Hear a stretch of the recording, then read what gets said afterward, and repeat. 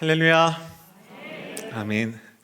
이렇게 복된 주일 아침 한 걸음의 예배당에 달려 나오신 여러분 모두에게 우리 주님이 놀라운 은혜 채워주시기를 소망합니다. 옆 사람과 이렇게 축복의 인사를 나눠보시겠습니까? 은혜 듬뿍 받으시길 바랍니다. 네. 진심을 담아 주십시오, 여러분. 은혜를 듬뿍 받으셔야 합니다. 이제 여러분의 영적인 컨디션을 끌어올릴 시간입니다. 제가 묻는 말에 여러분들 좋습니다. 크게 힘있게 대답해 주시면 되겠습니다. 이렇게 복된 주일 아침 여러분 어떻습니까? 좋습니다. 아멘. 감사합니다, 송 권사님.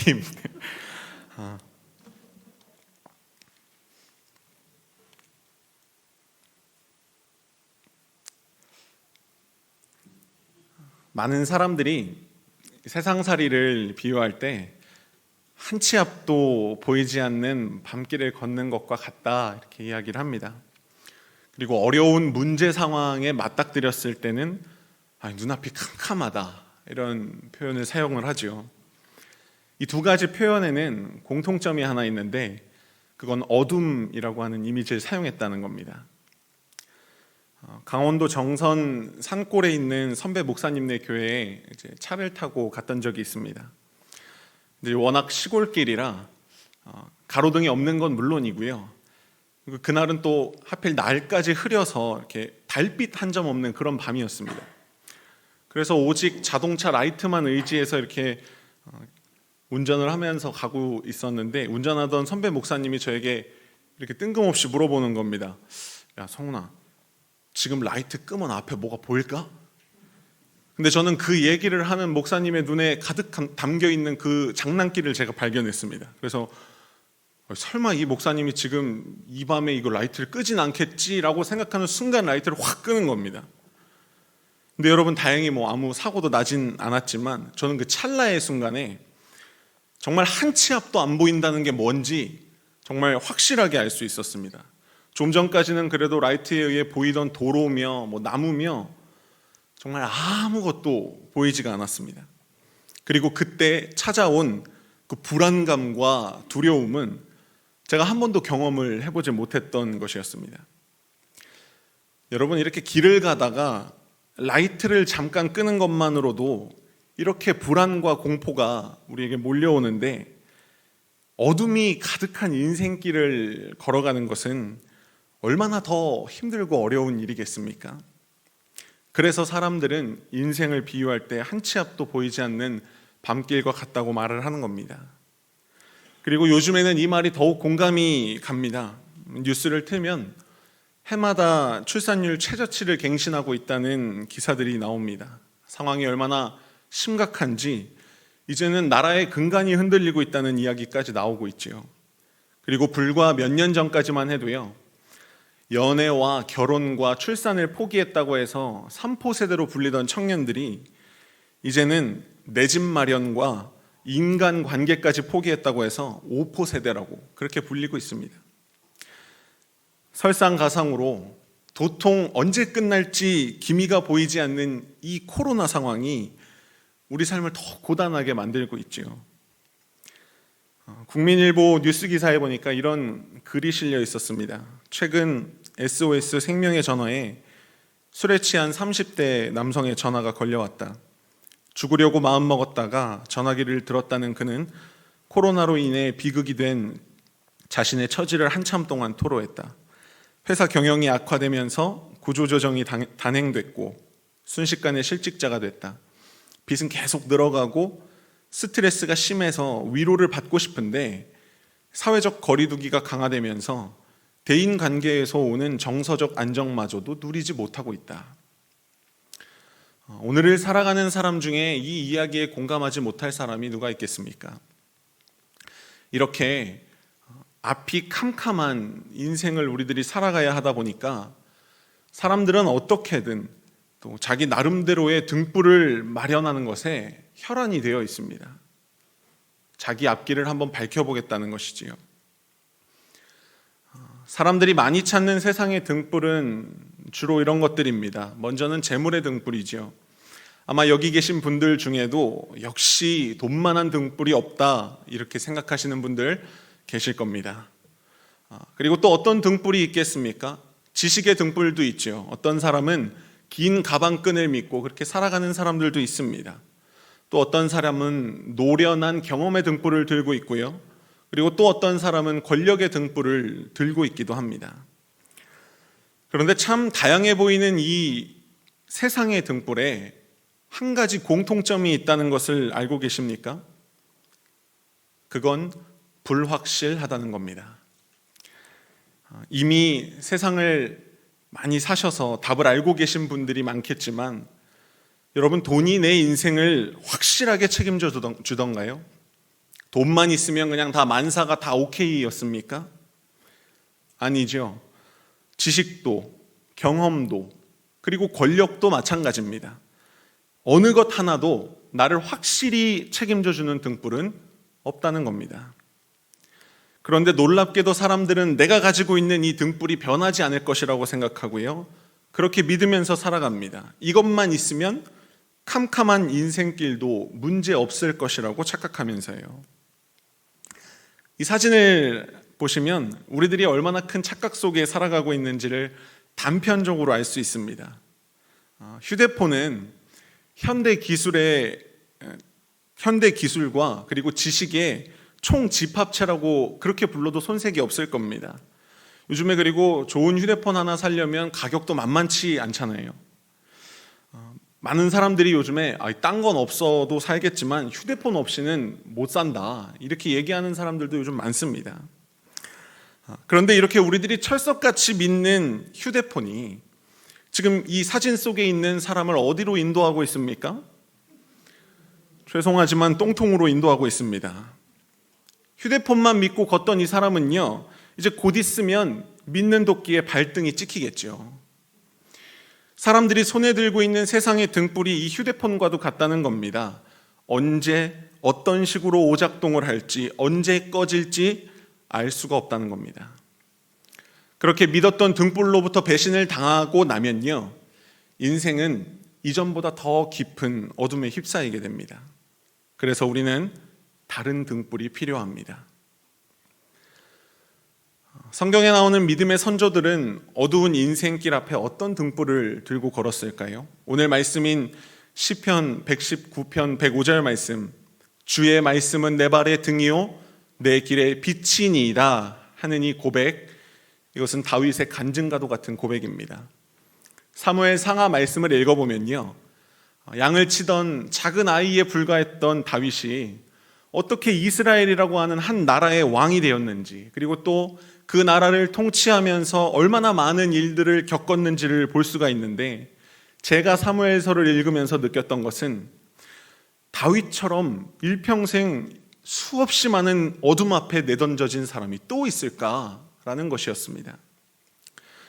아버지와 형들의 멸시 천대를 받으면서 어린 시절을 보냈습니다. 사무엘 선지자가 이새의 집에서 기름 부음 받을 자가 나온다는 이야기를 듣고 다윗의 아버지인 이새를 찾아왔을 때 이새가 자랑스럽게 자신의 아들들을 소개합니다. 그런데 그 자리에 다윗은 없었습니다. 사무엘이 다른 아들은 없냐라고 물었을 때 그제서야 이새는 머리를 극적이면서 다윗이라고 하나 더 있기는 한데 라고 말할 정도로 다윗은 그렇게 제대로 된 아들 취급을 못 받으며 컸다는 겁니다. 그리고 또 골리앗의 위협은 어땠습니까? 보기만 해도 정말 오금이 저리는 거인 골리앗 앞에 이스라엘 군대도 나서지 못하고 있는 상황이었는데 다윗은 그 앞에 단신으로 섰습니다. 그리고 어렵게 골리앗을 쓰러뜨리고 났더니만 다윗을 기다리고 있는 것은 환대가 아니라 사울 왕의 시기와 질투였습니다. 친구 요나단의 도움이 아니었더라면 다윗은 죽음을 피할 수 없었을 겁니다. 다행히 요나단의 도움으로 목숨을 구할 수는 있었지만요, 도망자의 신세를 피할 수는 없었습니다. 이렇게 엄청난 인생의 어둠이 다윗에게 몰려왔음에도, 휘몰아쳤음에도 그는 그 모든 어둠을 헤치고 당당히 이스라엘 나라의 왕이 되었습니다. 그리고 그렇게 할 수 있었던 이유를 자신 있게 이렇게 밝히는 겁니다. 주의 말씀이 내 발의 등이 되었고 내 길의 빛이 되었기 때문이었다고요. 할렐루야. 여러분, 출애굽을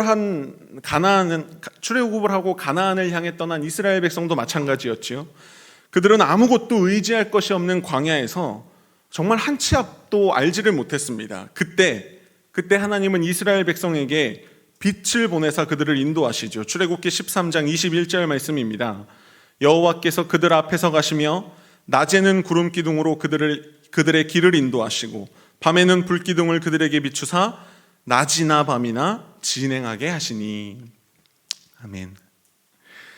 낮에는 구름 기둥이 그들을 인도했고요. 그리고 특별히 밤에, 아무것도 보이지 않는 밤에는 불 기둥으로 그들에게 비춰주셨다는 겁니다. 이스라엘 백성은 이 불 기둥이 있었기 때문에 어둠이 짙게 깔린 한밤중에도 행진을 할 수 있었던 것이지요. 결국 우리들이 손에 들어야 할 등불은 무엇이냐? 바로 말씀의 등불이라는 것입니다. 말씀의 등불로 어둠을 비출 때 우리는 어디로 가야 하는지 방향을 알 수 있고요. 그리고 가야 할 때와 멈춰서야 할 때를 알 수 있게 되는 것입니다. 도대체 말씀에 어떤 능력이 있기에 이런 일이 가능한 것일까요? 여러분, 저는 단언하고 말씀드릴 수 있습니다. 말씀 안에는 세상을 살아가는 데 필요한 모든 지혜가 다 있습니다. 여러분, 재정적인 문제가 있으십니까?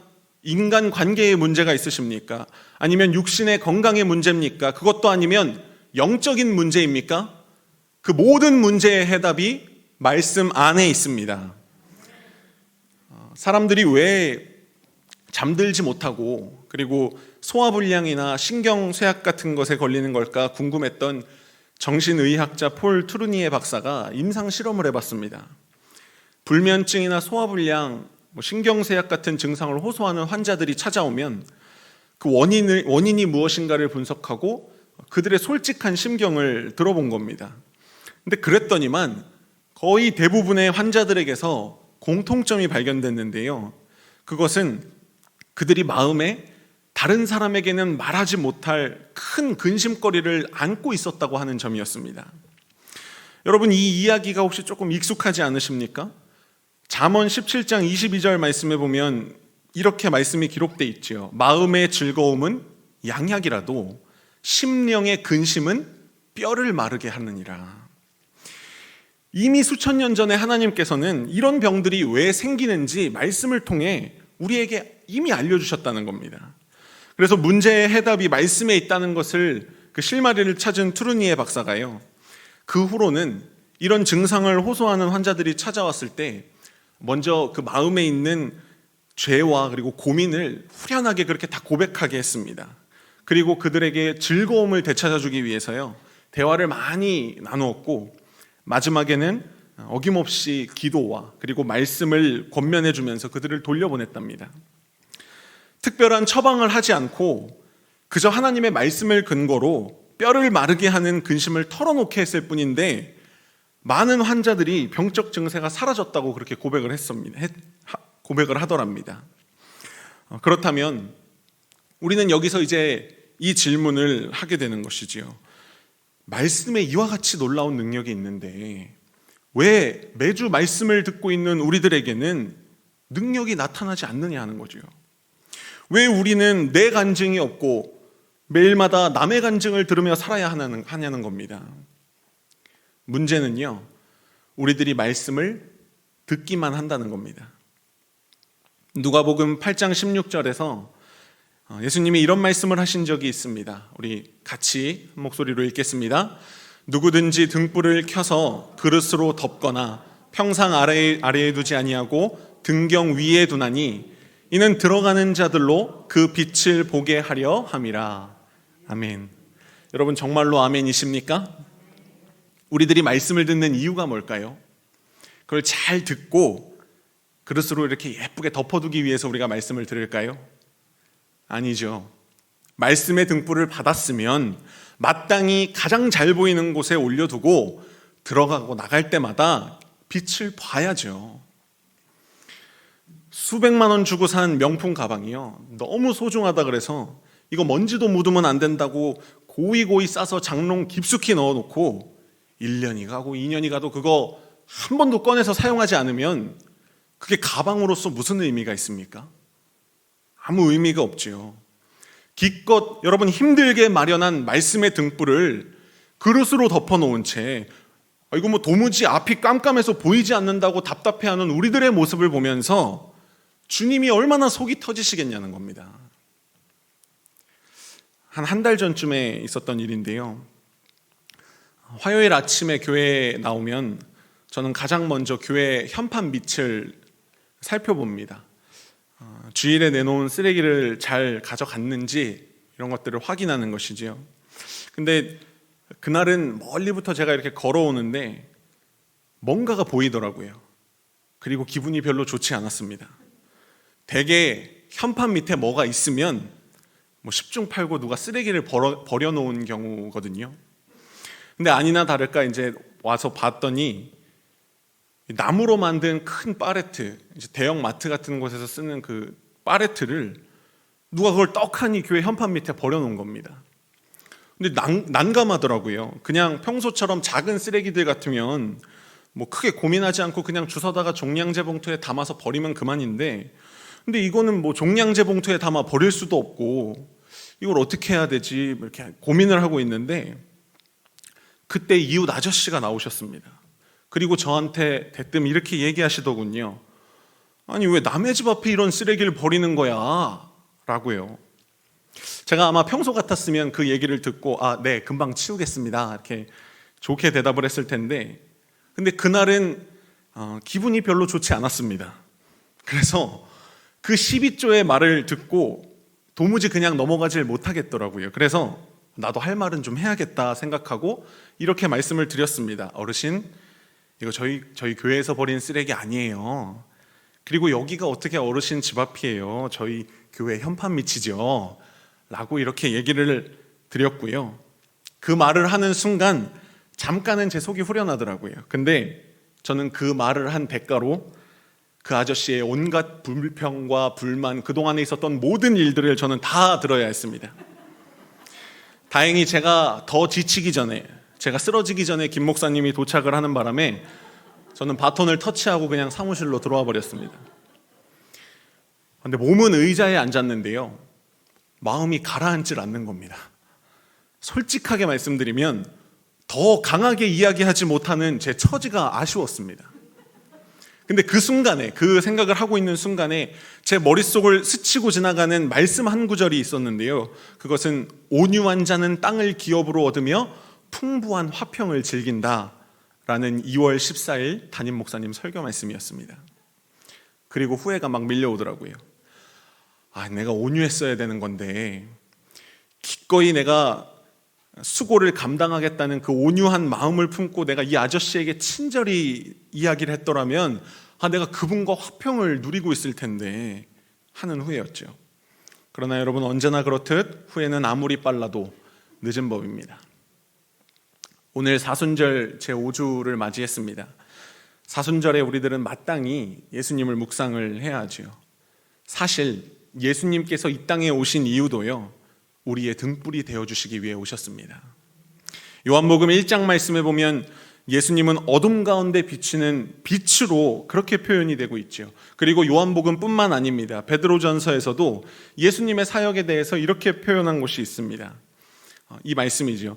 그러나 너희는 택하신 족속이요 왕같은 제사장들이요 거룩한 나라요 그의 소유가 된 백성이니 이는 너희를 어두운 데서 불러내어 그의 기이한 빛에 들어가게 하신 이의 아름다운 덕을 선포하게 하려 하심이라.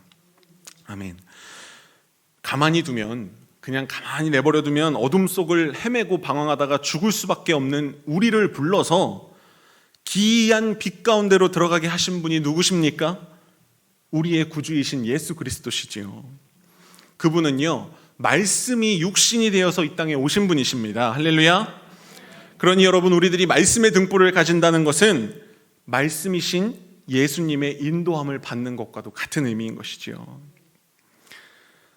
저는 지난주에 신학을 공부하던 시절 자취를 함께 했던 정말 가까운 친구 목사님께 전화를 한 통 받았습니다. 그 목사님은 지금 위의 3분의 2와 그리고 대장의 3분의 1을 이렇게 다 절제해내는 큰 암 수술을 하고 항암 치료 중에 있습니다.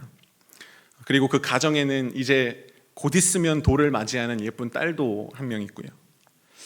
근데 이제 소식을 전해오기를 이 암세포들이 내성이 생긴 탓인지 조금씩 다시 보이기 시작을 하고, 그리고 그 자라난 암세포 때문에 허리 쪽 그 신경을 눌러서 요즘 통증이 너무 심하다는 그런 이야기였습니다.